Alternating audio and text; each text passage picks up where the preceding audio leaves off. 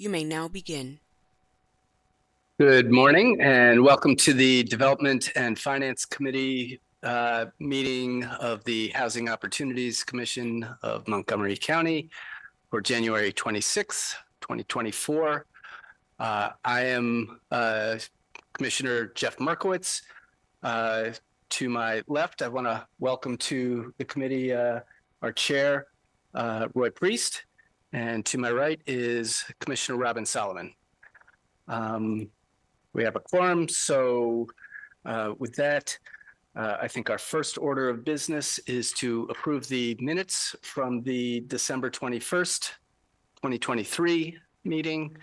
Is there a motion to approve? Motion. I second. I would second. Motion's been moved and seconded. All in favor, say aye. Aye. The minutes have been approved. So for our first action item, I think we have a report on real estate development pipeline. So I will turn it over to our president, Chelsea Andrews. Thank you. Thank you so much, Mr. Committee Chair, members of the committee, the public, and the HOC team. As we start off this year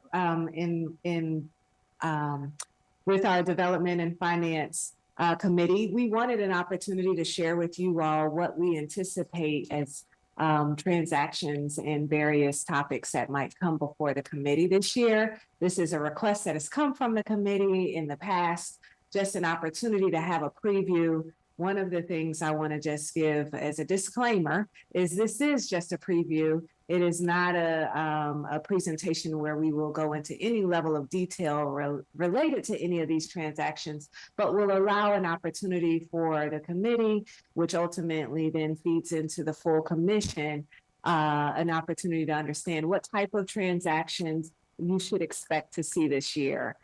In instances where we can give timeframes, where we expect those activities to come before the committee or the commission, we've done so. And of course, this is not all inclusive, but it at least allows for the committee to orient itself and to think about the type of activities that you will see. I will give a preview to Zach's introduction and say that it is a very robust year for us. A lot of seeds have been planted along the way and are now coming to full growth, and we're excited about it. And so there will be various transactions, different phases of each of these development transactions, but this will give a highlight of what you should expect to see. I will turn it over to our Senior Vice President, Zachary Marks, to provide more details. Thank you, President Andrews. Good morning. As President Andrews said, this is really just an attempt to be responsive and really lay out a roadmap for the year so that you all have some expectations, and it's, you know, you're not just a random number generator every cycle. So if we'll go to the first page, and you know, all these transactions should be at some level familiar to the committee. The commission has taken action on all of these items to some degree. And so what we're showing you today is really a look ahead in terms of the transactions that are already in the pipeline and that really fall into three categories. So really the top row that runs Hillendale through Sandy Spring, those are the four transactions we expect to close on construction financing / start construction this calendar year. And so, you know, that's about half of the major transactions should be actions related to those closings. There are also two renovation closings on the second row at the beginning, the two metros. So of the 8 transactions, it's really, you know, 75% of them, what you will see are actions, requests for action related to closing and start. Which is always exciting, especially in Montgomery County, where it can sometimes take a minute. And the last two, you know, are in slightly different stages of pre-development, but are both in the pre-development pipeline. And those are new construction transactions that will not close this year, but that you may see for instance, updates related to entitlement milestones. We'll get into a tiny bit of detail in the next few slides, but for the most part, you should just expect to see those in sort of a normal pre-development progress kind of mode. So before we move on, I just wanted to highlight in the top left, you can see just sort of the big picture. That these are major transactions that are covering 2,400 units, 900 plus of which are affordable. So again, as President Andrews said, this is not at all an exhaustive list, but in terms of major transactions that are in the pipeline, these are the ones that you should really expect to see again. And then you can also see to the right that there's the division of what sort of project type / stage they're in. And the stages are really pretty much at this point, whether they're in design or whether we're projecting them to close this year. So before I move on, I wanted to provide you all the opportunity to react to the first page or to direct my comments. Good. All right. So really the next few slides, we're going to go into slightly more detail here. Again, these are all, so we can go to the next slide. And these are all transactions that the commission has taken action on, but we know sometimes continuity can be a thing because, it can be an issue because, a transaction comes before you and you take action and then it really doesn't come back for another, 9 months and then we're back with an action. And so trying to, one of the things we wanted to do here with this annual preview is provide a level of continuity. And so these are the 4 new construction closings that we expect in 24. And if you can just scroll down just a hair so that the category highlights are exposed, that would be great. Thank you very much. And so you can see about as widely dispersed on a map as you can be in Montgomery County. And so really addressing, several different areas of the county. In new construction, HOC will start, assuming all these closings take place, more than 1,000 units for the first time. Just to put that in perspective, the county's annual housing goals are about 3,500 units. So, this is HOC showing up and, being 20+% of that housing production. And so, I think that's very significant. And something that, that the production fund was intended to do was to, when we got involved in the creation of that program, the goal was for HOC to play a greater role in the production of housing in this county, even greater than it already had. And it was playing a good role before. But we can see the impact starting to really show up where we're producing a significant amount. And as we can see, of these 4, only one of them is a tax credit deal. So one of the other points we made is that HOC's housing production fund would allow it to produce housing without accessing those finite funds that everybody else is using and maximizing every year. And I think once again, we're demonstrating that that's so. So we have 3 transactions that are producing a good bit of these 1,000 units with the production fund versus credits. Second thing is that because of this greater level of activity, we see a greater level of fee revenue, which is important both because it pays for the real estate division and it also contributes to the overall HOC budget. And as we've seen over the years, that fee production has grown on a fairly upward trend. And once again, an impact of the housing production fund.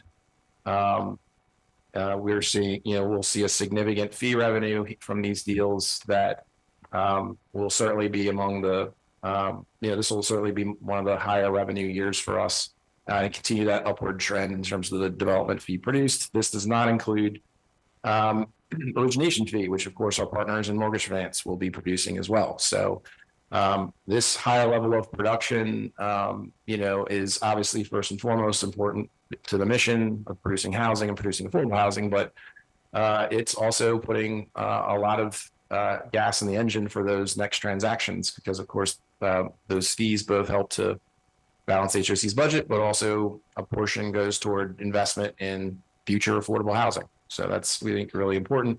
So just to give you a sense of the probable actions you'll most likely see development plans and financing plans related to these. And at the very end, you may see things like GC contracts and some of the more detailed, closing selection items as we get closer to actually closing on construction financing.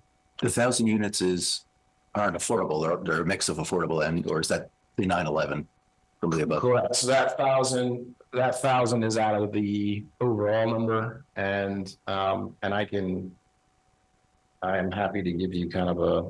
And the county's goal, you said of 3,500, was that just total production or that was affordable? So 3,500 is the total annual production based on the COG goals that were set in 2019. I know one of the talking points that's out there sometimes is that, 2/3 of those units, set to 75% of these units, are supposed to be affordable. But within that COG study, it's important to note that affordable is defined in that study, I think, at 100% or 120% of AMI.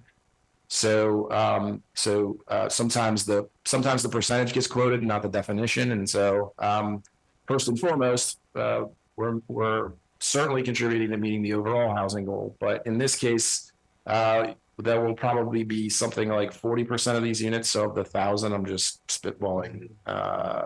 You're probably talking about 400 new affordable units. Which is great. I mean, that's the equivalent of about 3 tax credit deals. So that's exciting. And the 15 million, is that just developer fee? Yes. Okay. And that's spread out over time, I assume, not just all at. That is correct. Not at stabilization, you get. Correct. Yes. So we'll see that over, 2 to 4 years. And when the jobs are done, what do you spitball the cash fee you'd expect? Yeah, I mean, we at this point, all of this is all of the 15 is paid current, but it'll just be paid in installments. So I think from these specific deals, and obviously you've got these like strata of rock where the deals we started 4 years ago, have paid their development fee, and so they are these interlocking levels, if this makes sense, where just as an example. So like when we did the tax credit renovation of Arcola Towers, right? We closed that transaction in 2015, and that paid fee out in chunks over about 5 years. And then in 16, we closed the deal, 17 and 18. And so they're sort of layered in a way that these fees are received over successive years, but they're being overlaid over prior deals that are also being received. So the 15 million isn't tied to the 1,000. It's the staggering of all the deals. Oh no, I'm sorry. So I should talk less. Yeah. The 15 is tied to these deals. These deals. Okay. Yes. We've got other fees coming in from prior. Right. Thank you. Sorry about that. No, that's okay. I was just curious. Thank you. After these deals are done, what is the status of the housing production fund in terms of the amount of money still available? Because I see about $62 million in closing in February and closing in November. Commissioner Priest, one of the things that I'd like to ask is an opportunity to come and provide a presentation on HPF. We can show the pipeline, show when and how it will be utilized, and what the forward forecasting is. We have deployed it. Today, I really did want, and this is the fine balance in terms of how to preview what you may see this year. I really wanted us to focus on just giving you an idea of the type of transactions that may be forthcoming, so that you can have orient yourself around the type of matters that might be before this committee. We are going to prepare an update for both the council as well as the commission on HPF activation and how we're leveraging that resource. Yeah, I do get it. We don't want to spend the whole morning getting into the weed, but it just begs some questions. Of course. Thank you. Next slide. Thank you. Yes, next slide.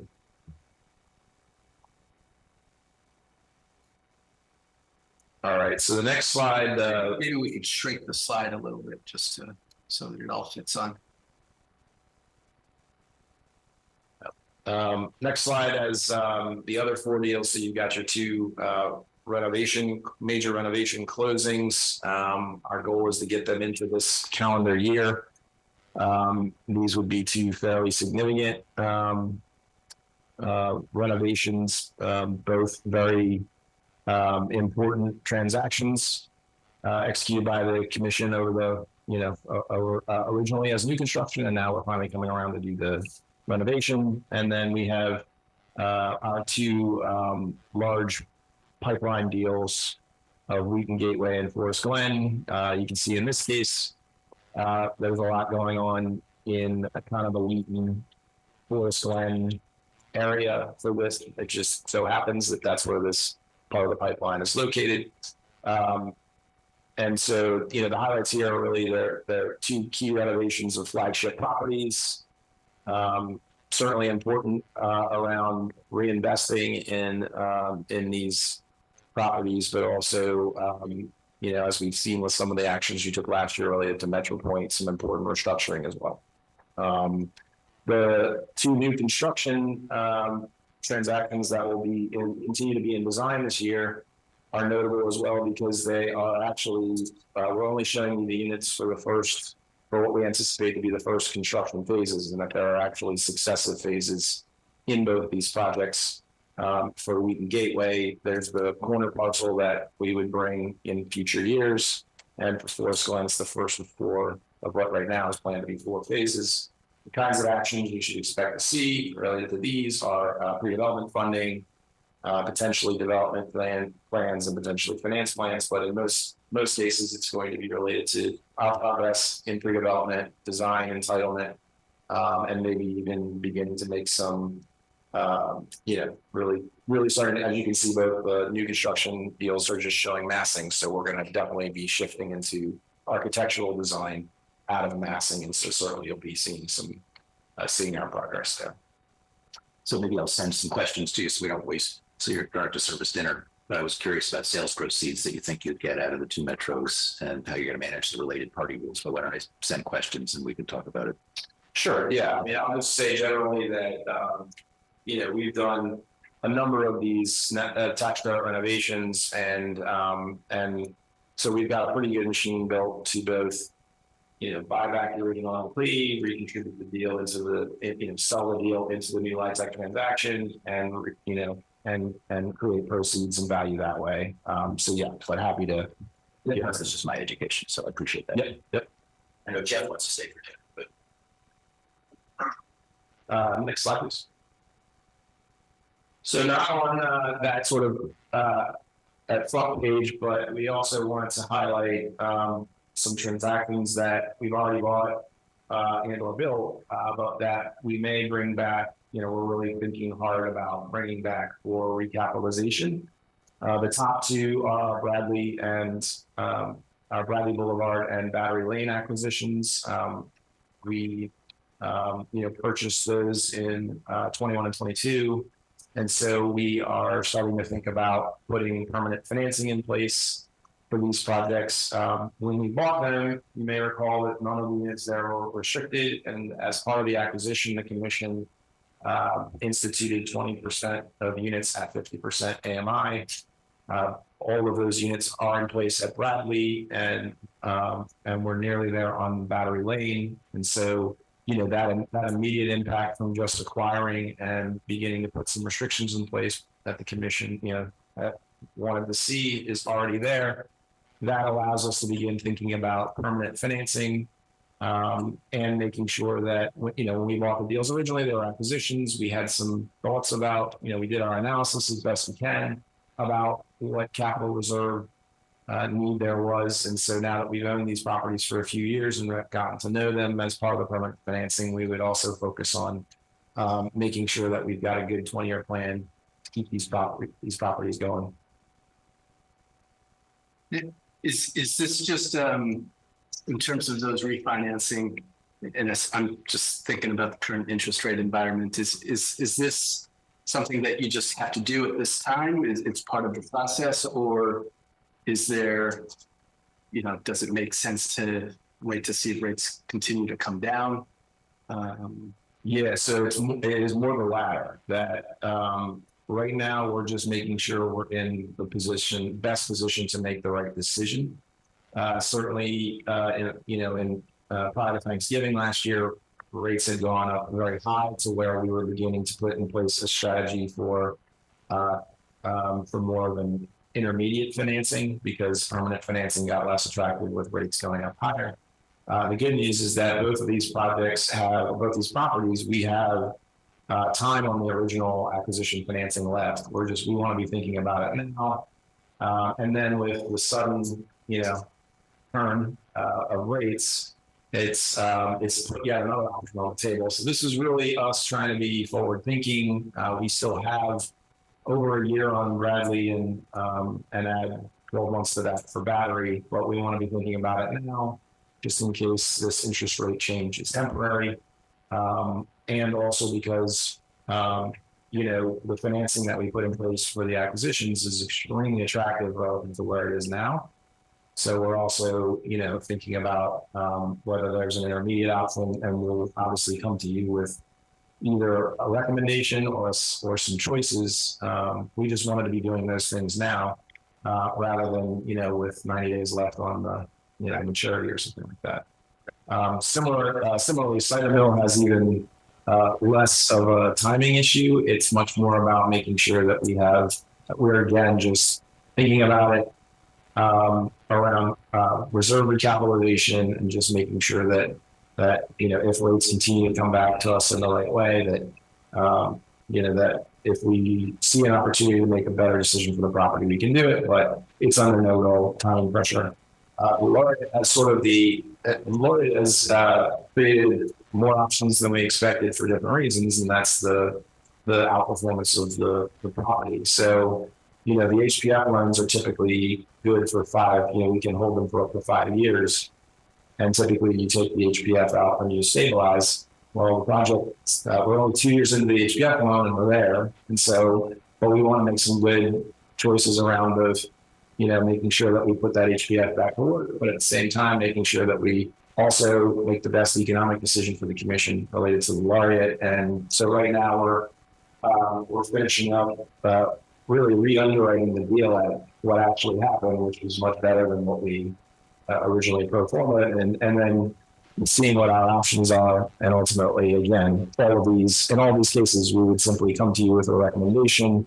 It would likely be something like an amended finance plan or a new finance plan if it's permanent financing, potentially investment agreements. But these would all be really focused around, at this point, a choice, an opportunistic choice around what might be a better financial decision for these properties to make sure that we're never, under the gun, so to speak.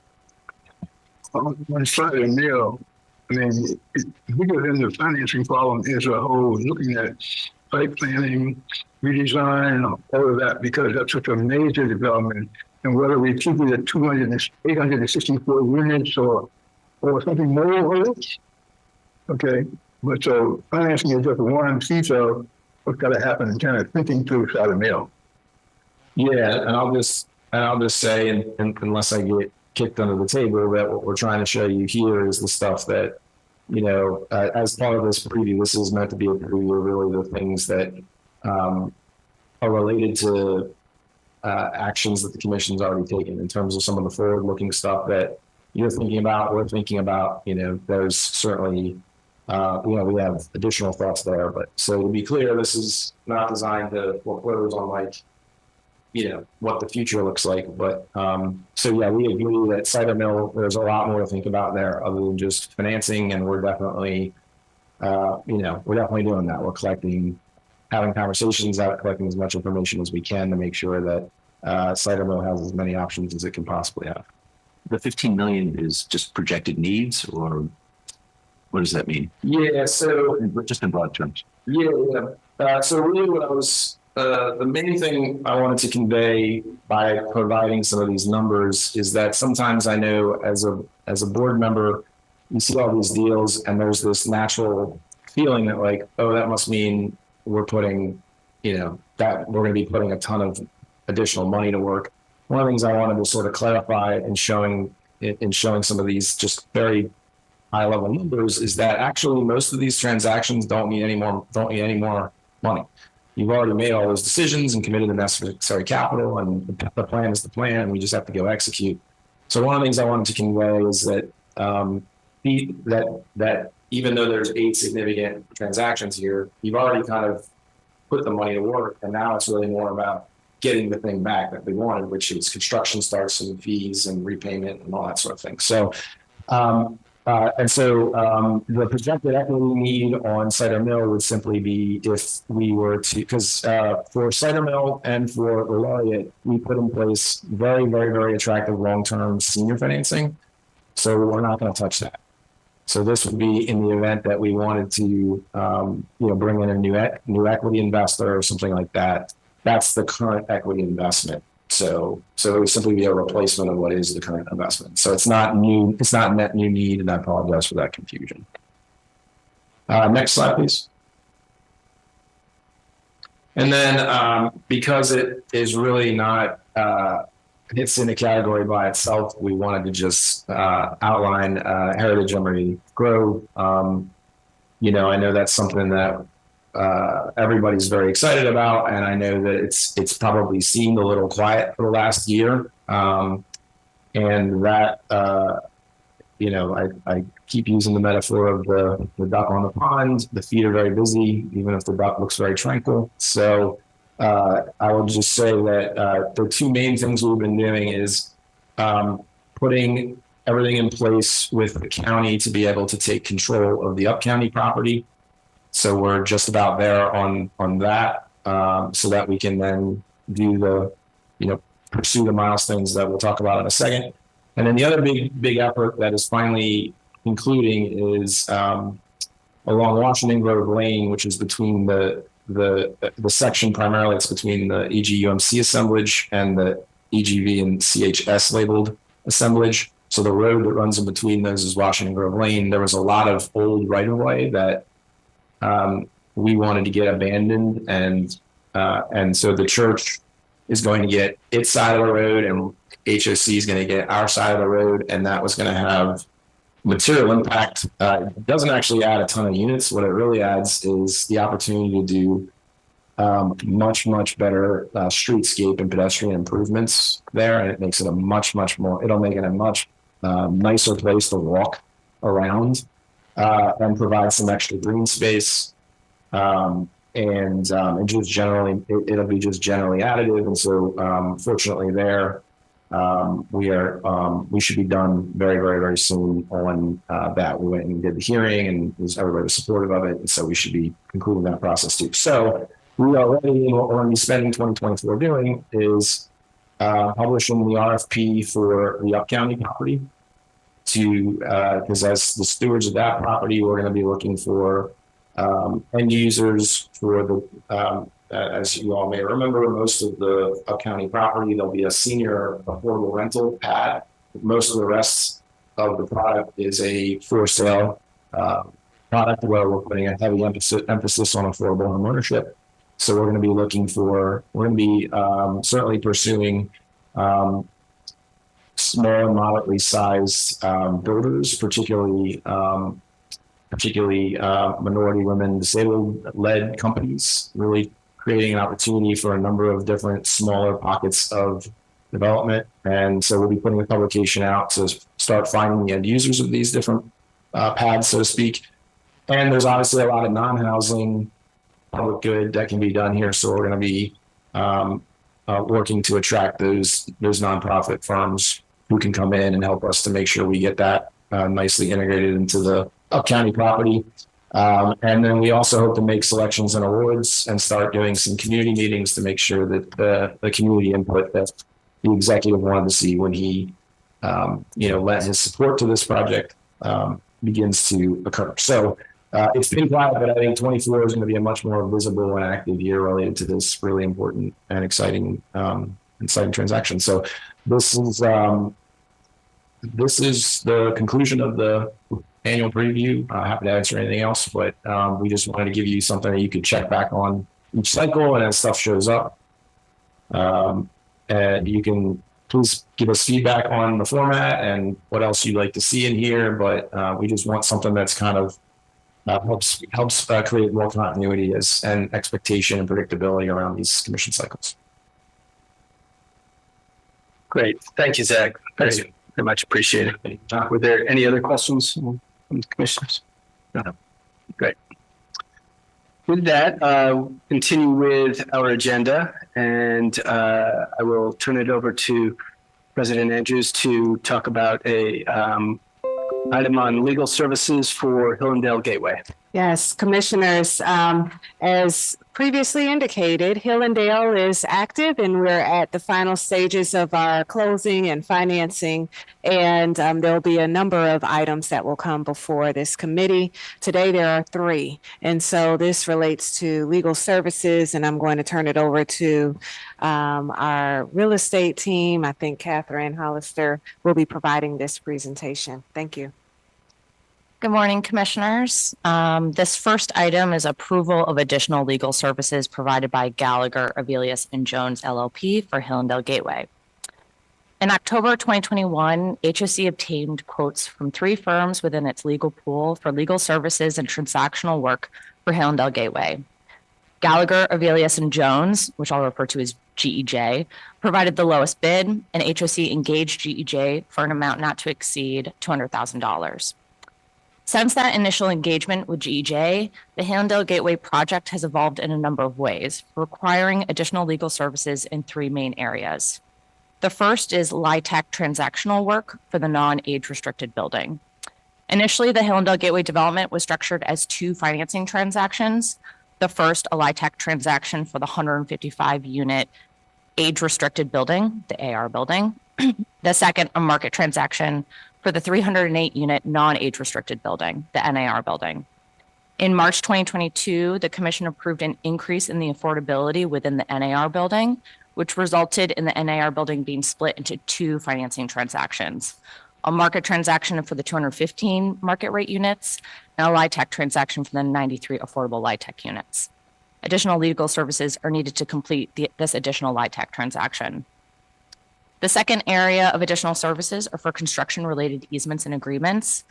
There are a vast number of construction-related easements and agreements that are required for Hillendale Gateway due to the size and scope of the development, and staff is requesting additional legal services to assist HOC's development team with these agreements. Finally, the third area of additional services is to provide lender counsel services. In November 2023, the commission approved HOC as the permanent lender for the NAR building. GEJ's initial engagement did not include lender counsel for the transaction, and additional scope is required to complete documentation for the NAR building's permanent loan under the FHA risk share program.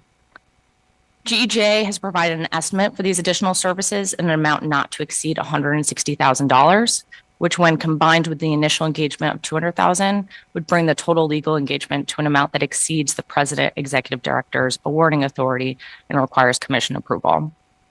Staff proposes that the additional services in the amount of $160,000 plus a $32,000 contingency, which is 20%, for a total of $192,000 be approved. The Hillendale Gateway development budget has sufficient funding to pay for these additional services. Page 9 of your brief book outlines this issue for consideration and staff's recommendation. I'd be happy to answer any questions you may have. Are there any questions? One question I have is about the statement, this could be absorbed in the additional development budget. This is in the already approved development budget, so we have sufficient funding to fund these additional services. Yeah, I just wondered where the elasticity in funding in the current development budget was going to pay for these. Wow, you're saying that they were not contemplated in the original development budget?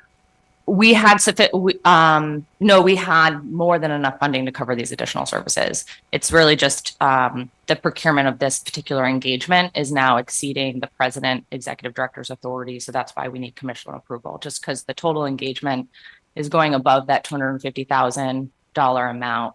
We had allocated sufficient funding in the budget. It's really a procurement. Yeah, I understand that part of it. I'm just trying to understand. Oh, no, it's within, we had just additional funds within the legal You've got services line item. fluff Yeah, built in, you're yes. just reallocating. Okay. Yeah. That's all I'm asking. Okay. Are there any other questions? Motion. The motion has been made to support the staff's recommendation and send this to the full commission. Is there a second? Second. All in favor, say aye. Aye. The motion is approved. Thank you.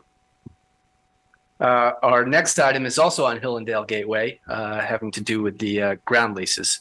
And Yes. again, I will. turn it And over to commissioners, President this Andrews. matter was before you in September, actually, or before the commission related to entering into subleases for the Hillendale transaction. We're working closely with our capital partners, and they've identified some technical requests that they have in regards to how we have constructed those leases. We're still working with them, but we want to take some proactive steps in the event that we need to restructure without changing any of the major deal terms or any of the substantive, but more of a legal structural potential shift. I'll turn it over to Catherine Hollister to provide the recommendation here. Again, I just want to indicate it may be that we present this to this committee, and by the time we're at the board meeting, it does not need to go forward. But we wanted to be proactive and present it to the committee today.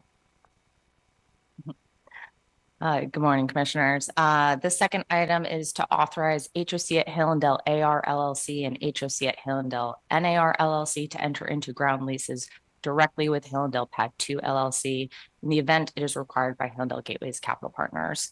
I just want to reiterate what President Andrews said. This is still an item that we are working closely on with our financing partners and want to present this item to you just in the event it is required to do so. We do think we're going to be able to find a solution within our current structure, but in the event it is required, we want to bring it to the commission for approval.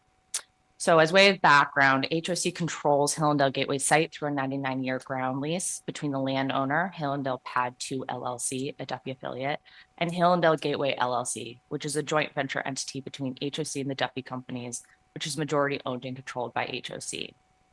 In September 2023, the commission approved a final development plan, which authorizes the creation of a land condominium and 2 vertical condominium regimes on the property, and for Hillendale Gateway LLC to enter into subleases with the ultimate owners of the various condo units. Hillendale Gateway's lenders and investor have expressed some initial concerns with the sublease structure, specifically around cross defaults, real estate tax exemptions, and the termination of subleases in the event of a termination of the ground lease. As a result, our financing partners may require that the 2 LIHTC condos, HOC at Hillendale AR LLC and HOC at Hillendale NAR LLC, enter into direct leases with Hillendale Pad 2 LLC. While staff believes these issues can be adequately addressed and resolved within the current sublease structure, staff is requesting commission approval for HOC at Hillendale AR LLC and HOC at Hillendale NAR LLC to enter into ground leases directly with Hillendale Pad 2 LLC in the event it is required by our capital partners. Page 11 of your brief book outlines this issue for your consideration and staff's recommendation. I'd be happy to answer questions you may have. Apart from the paperwork, is there any downside for HOC to this? I think it's HOC's preference to keep the current structure. We've done this in past deals. It's a similar transaction structure, and we feel like we can address the concerns that the lenders and investors have. I think there's also, from the landowner's perspective, a desire to only deal with one tenant versus multiple tenants. So I think it is the preference of both the landowner and HOC to maintain the current structure. Are there any other questions? If not, I will. Motion to approve. So, I second it. okay. Motion has been made and seconded. All in favor, say aye. Aye. Aye. The motion is approved, and hopefully we won't see it at the full board meeting. Thank you. So, yep. It's a Hillendale Gateway Day. So our next item is also on Hillendale Gateway regarding bond authorizing resolutions. And I will turn it over to President Andrews. Yes, thank you. Commissioners, again, taking next steps. This relates to the issuance of bonds for our Hillendale Gateway project. Our mortgage finance senior multifamily underwriter, Victoria Dixon, I understand, will be participating virtually So we do need to pin her. One thing I'll just highlight is that we're taking the steps necessary to move forward with an estimated bond closing in mid-March. And I'll turn it over to Victoria to provide more details. Good afternoon or good morning, commissioners. So I'm here to request the approval of the bond authorizing resolutions for the Hillendale Gateway transaction with applicable actions. In September and November of last year, the commission approved using up to $43 million on the real estate line of credit with PNC to provide a bridge loan to the transaction and the respective finance plans for both buildings with an allocation of up to $77 million of volume cap. We are subsequently returning to the commission to request approval of corresponding bond authorizing resolutions of up to $150 million and $47 million respectively for the issuance of the tax exempt indebtedness to acquire, construct, equip, and permanently finance the buildings. As part of this, to meet the 50% test for the NAR LIHTC component and utilize the volume cap allocation, staff proposes issuance of tax-exempt private activity bonds in the form of long-term bonds under the 1996 indenture and using short-term draws on the relock.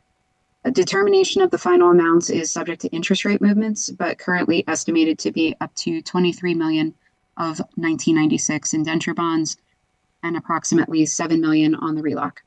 Therefore, in order to accommodate the short-term tax-exempt need, staff requests the commission's approval to increase the bridge loan limit from $43 million to $50 million. A summary of the bond authorizing resolutions is provided for your consideration, which has been revised accordingly from what was presented to this committee in October.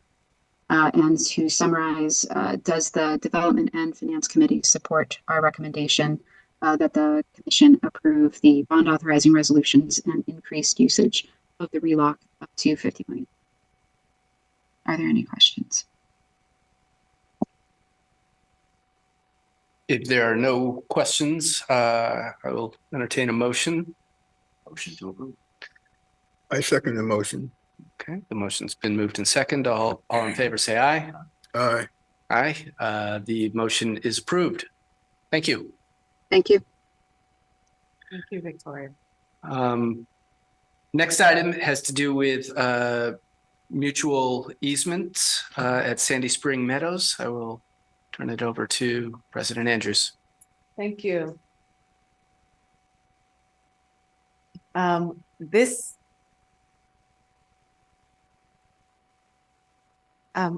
matter is related to Sandy Spring. This is our missing middle project that we're excited about. We have a great opportunity to work in partnership with a neighbor who needs access to our parcel. And because they need access to our parcel, it created a wonderful opportunity for us to think about how we could best leverage an easement opportunity for us as well. I'm going to turn it over to our real estate division, Jay Shepard, who is working and leading this project, our housing acquisition manager, to provide more details. Thank you very much, President Andrews, and good morning, commissioners. So as President Andrews mentioned, this is a great opportunity for Sandy Spring Meadow to take advantage of a development that's occurring on Bentley Road. These parcels that are adjacent to Sandy Spring Meadow are right now in the process of seeking what they need to build three single-family homes on the lots. And in doing so, they were looking at where their sewer tie-in access should be. And on this map that you actually see in front of you, these lots would have their tie-in on Route 108 if they don't come through Sandy Spring Meadow. And I'll get to this in more detail, but they would actually have to go down Bentley Road and connect into Route 108. And that's a fairly lengthy proposition for them. And so Sandy Spring Meadow, turns out, has sewer capacity in the back of the property. There's a pump station. It has plenty of capacity. And by simply tying in through the back part of those lots, it shortens the distance for them. And so it's a a beneficial opportunity for them to lower their costs of development. For HOC, it's actually a very timely opportunity for us as well, because if they proceed and get their easement down Bentley Road to Route 108, the value of this easement to us kind of goes away. So what we were thinking was, well, could we, in this proposition of allowing them access into Sandy Spring Meadow, could we get something in return? And what that something in return is and what you see actually in yellow highlighted, and this is a proposed pedestrian as well as emergency access easement that is a cross easement. It allows us to be able to improve that particular property out to Bentley Road. It allows for pedestrian connectivity out of Sandy Spring Meadow to Bentley Road and over east towards the Sandy Spring Museum as well as Sherwood High School. But it also provides a secondary point of access into Sandy Spring Meadow. If you're aware, there's one driveway in that serves 55 units plus 5 additional MPDUs that are not owned by HOC. And so this, if for any reason that access is cut off, there's no other way in or out of that community. And so it was always imperative to us to figure out, as we were participating in the 2014 master plan and sector plan for this particular village area, the county really wanted to see better connectivity. And we had identified this as a potential issue for the community. And so this really does give us the opportunity to connect to Bentley, gives us that secondary means of egress and ingress, but it also allows our pedestrian, our residents in Sandy Spring Meadow to connect. And if you're also aware, on Route 108, there's not great sidewalks. And so pedestrians currently are dealing with the traffic on Route 108, and it's a heavily trafficked road. And so really the concept here is all we're asking for is the right to negotiate and execute these easements and cross easements. It would provide these new buyers adjacent to us access to our sanitary sewer system, while also allowing us to have pedestrian and emergency egress access. So I'll stop there. If you have any questions, we're happy to answer them. I mean, I appreciate the fact that it provides both pedestrian as well as emergency vehicle access, correct? Yes, correct.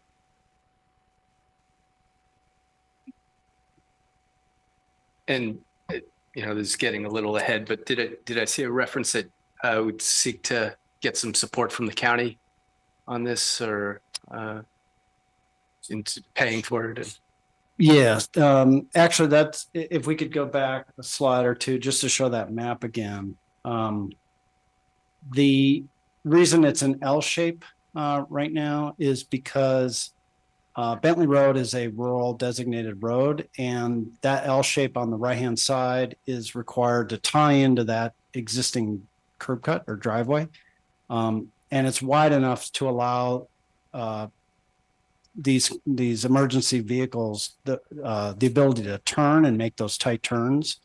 So the neighbor would prefer, and if we can work with the county here, that if we could get access directly to Bentley Road, you could cut off that L shape, and it would be gated. It would be the fire department would have access to the codes to get in that gate.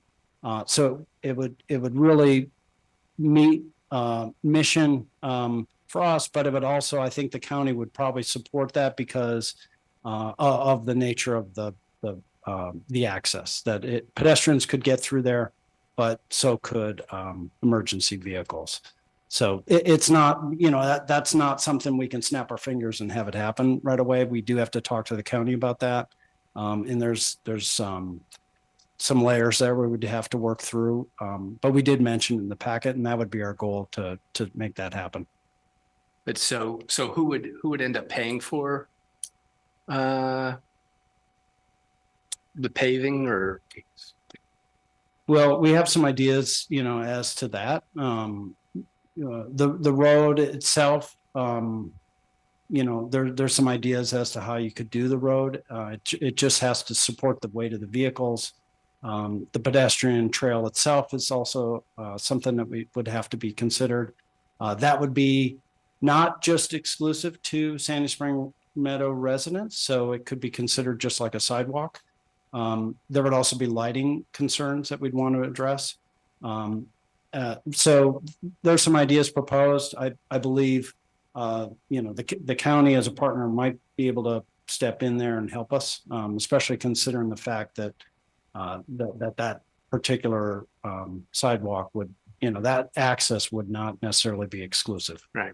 Just a couple other quick notes. So the general idea is the party receiving the particular easement would have to pay for. So for instance, we give them the sewer easement, any cost related to returning the property to its current grading and so forth is theirs.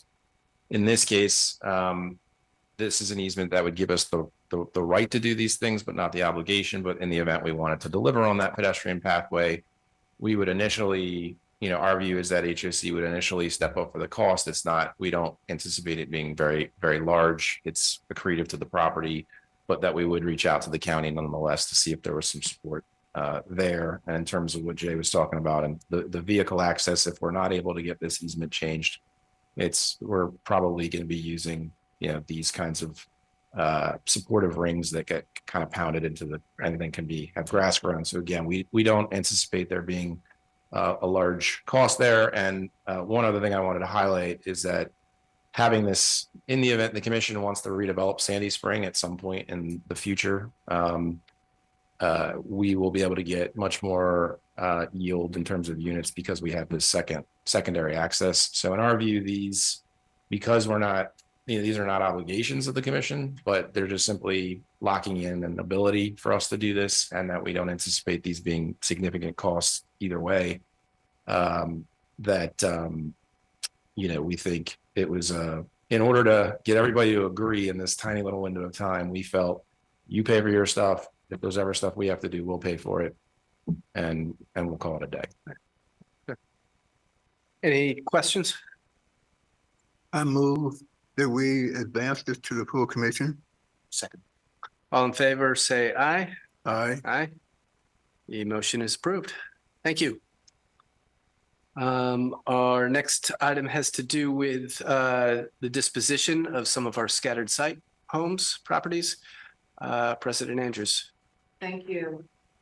Commissioners, you may recall last year we had an opportunity to present to the committee an overall strategy and proposal related to our scattered sites. And we do have a number of scattered sites located across the county. In this particular presentation, you will hear about scattered sites that are concentrated in a particular part of the county in Montgomery Village. We are always looking for opportunities to partner with our nonprofit partners in the county and also to advance other aspects of our mission. And in this instance, there's a wonderful opportunity for us to leverage our partnership with Habitat for Humanity to advance a homeownership goal. And so I will turn it over back to Jay Shepard, who will provide an overview of this proposal. Thank you, President Andrew. And for the record, my name is Jay Shepard, Housing Acquisition Manager. As mentioned, this packet, and I'll just start, is really an extension of the packet you guys saw in December. Where we presented a four-pronged strategy addressing the reinvestment needs of our HOC scattered site portfolio. And today, we're actually focusing on the disposition aspect. It outlines HOC's desire to sell 10 vacant, unencumbered, functionally obsolete, with significant capital needs, single-family townhomes in, as we mentioned, an over-concentrated HOC ownership area of Montgomery Village. The 10 units are also without regulatory restrictions. They're held in HOC's NPDU 1, which is a 64 property HOC owned and controlled entity consisting of 64 scattered site townhome and single family detached units in Montgomery Village. In 2021, the outstanding first mortgage debt of $895,819 45 was retired. And thereby that released the collateral on these 64 homes from debt obligations. To retire that first mortgage, we drew on our $60 million line of credit and have been paying that obligation annually, and that annual payments in the ballpark of 50 to 60,000 per year. The proposed buyer is Habitat for Humanity of Metro Maryland, and that meets our mission in several ways. One, this entity is a really robust start to finish group with the horsepower to actually carry out this transaction. Number two, they convert rental. This is a conversion of a rental unit to a homeowner unit. And so not only does HOC have a high concentration of ownership in that village, but there's also a high concentration of tenancy in that village. So it's a conversion to a homeownership structure. And it keeps the affordability between 35% and 65%, which actually fits a lot of HOC's tenancy, typical tenancies. It creates a pilot for us and serves as a model for future divestitures of a scale of possibly 10 to 20 a year with this particular group. The reason why these 10 particular units, that's actually outlined on page 4. The next page, as well as a map showing the concentration of HOC's footprint there at the bottom right. That it shows the 105 units that we own in Montgomery Village in that submarket. The sale price is $90,000 per unit, which is less than market, but again, it fulfills mission as we outlined, and it's sufficient for us to retire the line of credit balance and stop that accrual payment of interest-only payments, which was on the principal annually.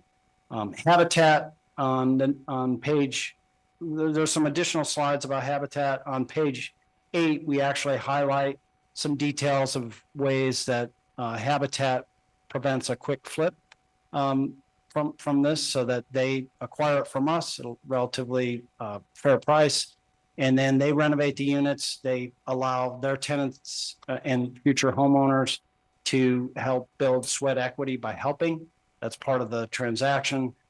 They take it over, and to prevent a quick flip, Habitat actually retains 3 mechanisms on that, and we outline that on page 8.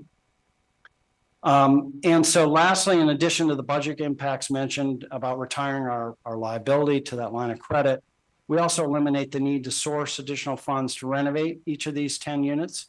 It allows HOC to implement our other prongs in that overall investment strategy. So today, in summary, we're asking for your recommendation to send to the commission the approval for the disposition of the 10 homes that are outlined on the addresses there on the next page. So if you have any questions, we're happy to address those now. It dawned on me when I saw the concentration. I had a casual conversation with a syndicator and mentioned scattered site within a generally, somewhat contiguous area. And they weren't against looking at that, all else being equal. Of course, it's more expenses and scattered, whatever, but they weren't per se against scattered site. Just took that away for what that's worth to you. Question, did we take this deal to Habitat, or did they come to us with it when we decided to sell these 10 units? I'll respond. We actually have been exploring and talking to multiple nonprofits about how we could work in partnership related to our scattered sites. In one of the conversations that I had with Habitat, they indicated that they had an interest in potentially working with us. And then we had a joint meeting where I brought in some of our staff, but we are also actively speaking with and working with other nonprofits where there may be similar models that we could deploy. Could you go back for a minute to page 3?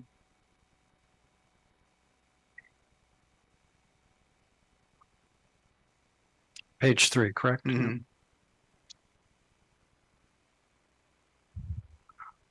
Yeah.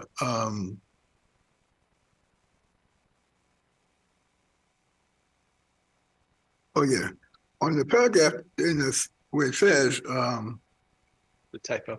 I wouldn't say I was HH HFHMM retains legal and financial mechanism to ensure there isn't a disincentive for new homeowners to in turn. Should that be incentive? It is a distance, correct. Okay, because I said, that's not, Yeah, yeah, because you explained very clearly in page 8 what things they're doing correct. to ensure people don't get incentivized to just to buy and then turn and flip. So I just thought, okay, No, okay. you're correct. All Yeah, right. it is a disincentive. Okay. Correct. Yeah, no, thanks. I was going to point that out as well, Roy. So, Mhm. are there any other questions? If not, is there a motion to support the staff's recommendation and send this to the full commission? So move. All in favor, say aye. Aye. Motion is approved. Thank you. Thank you. Thank you. We'll make that Continuing on correction. with scattered sites. We have an item regarding the renovation of some other sites. And I'll turn it over to President Andrews. Yes, thank you. Deploying another strategy with our scattered sites, and in this instance, it is the investment that we need to make in order to ensure that we are able to bring these properties that have severe capital needs back online and leased for our larger families. I'll turn it over to our real estate team. Today you have before you both Paul Vinciera, our construction manager, but also Kimberly King, the project manager that's been assisting with leading this this initiative. Thank you. Hi. Hi. All right. So I'm here to request the approval to select and execute a contract with Innovative Technology Design and Construction for our scattered site properties in Montgomery County, Maryland. And pursuant with the IFB 2435. So we're looking to do major renovation on 10 scattered site properties throughout the Montgomery County area. And those 10 scattered site units are vacant currently and will be vacant during the time of renovation.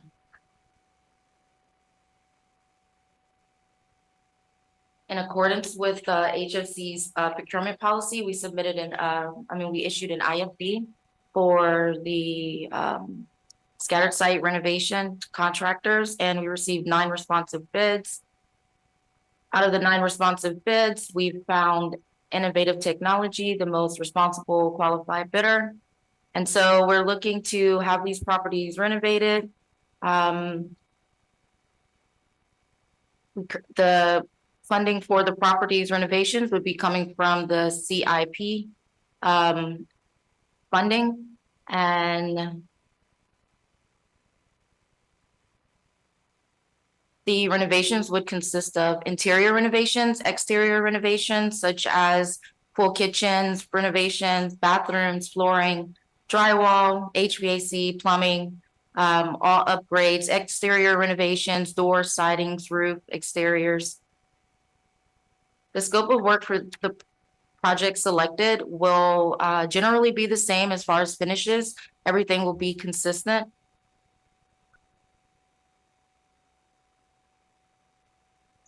Our selection criteria for the contractor, we had a minimum of 5 years experience, properly licensed in the state of Maryland. Innovative Technology Design and Construction came in as the lowest, most qualified responsive bidder.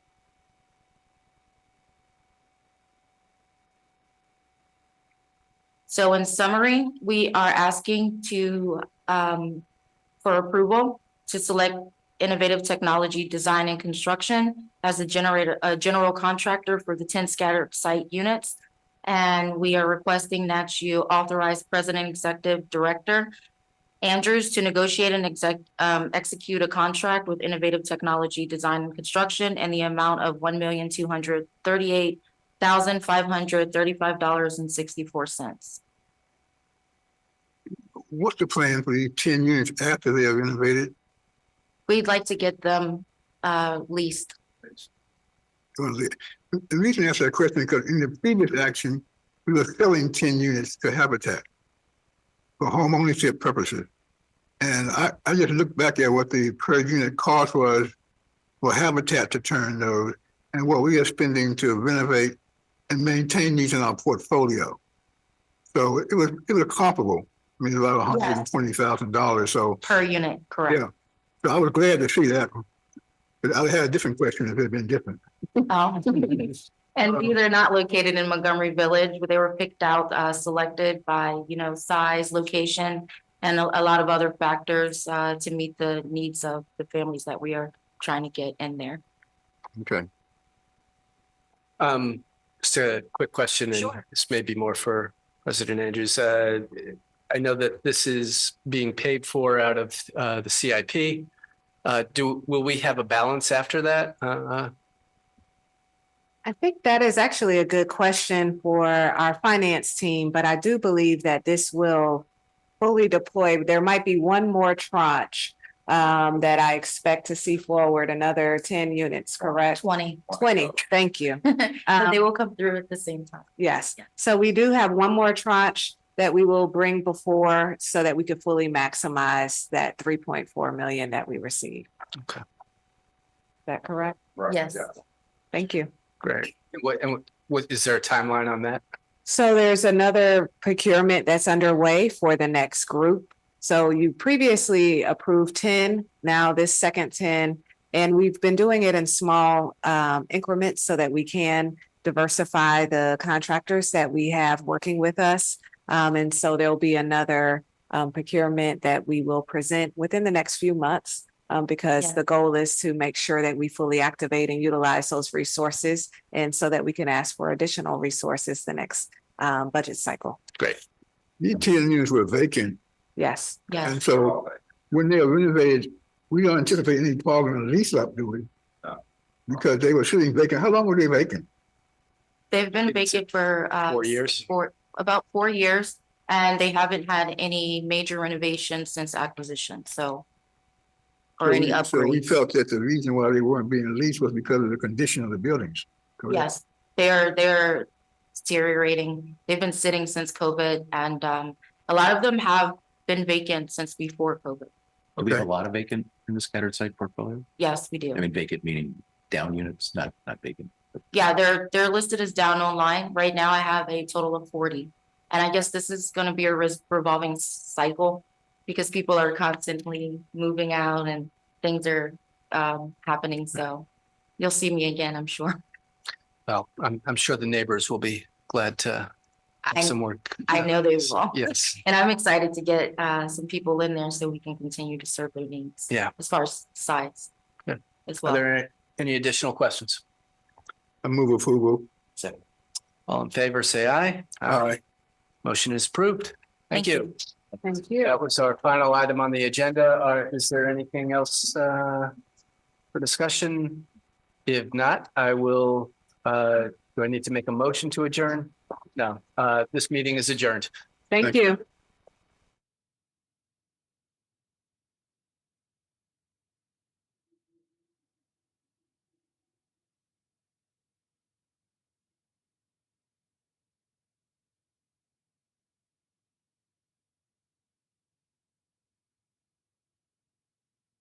Live stream has ended.